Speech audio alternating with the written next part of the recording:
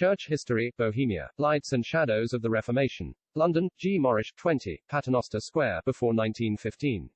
Republished by Irving Risch, host of Down to Earth but Heavenly Minded podcast. Jerome a Martyr. Jerome of Prague, the friend of Huss, was to pass through a similar ordeal. He had been to Constance secretly, but the emperor refusing him a safe conduct, he returned to Bohemia.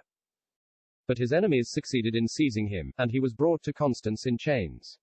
This was in May, 1415. He was thrown into prison, chained fast, and kept there for 4 months. He was pressed much to recant, and, his imprisonment telling seriously upon his health, he broke down and offered to do so.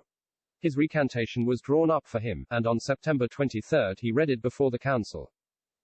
He abjured all the heresies with which he was charged, and all the heresies of Wycliffe and Huss, agreed with the sentence on both those reformers with other particulars. After this he expected his liberty, but he was conducted back to prison, though he was no longer bound in fetters. His enemies doubted if his recantation was real, and feared that if he was again in Bohemia he would head the reformers, so he was further questioned by others appointed to do so. Thus months were consumed until Jerome refused to answer any more in private. He demanded to be heard by the council. This was granted in May 1416. He made a very eloquent speech, as to many events at Prague, and then they expected to hear his further recantation, when he declared that there was no one of his sins he more repented of than having said, on the fear of death, that he agreed with the death of that saintly confessor of the truth John Huss. He took back all he had said against Wycliffe and Huss, and declared that his judges would have to answer to God if they condemned him wrongfully. Many were moved by his eloquence, and tried to save him by getting him again to recant. But though they tried hard, he remained firm to the end. On May 30 he was condemned to death.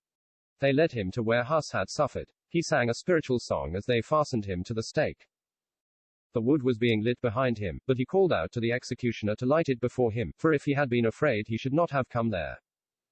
The fire burned, and Jerome repeated with a loud voice, "Into thy hands, O God, I commit my spirit."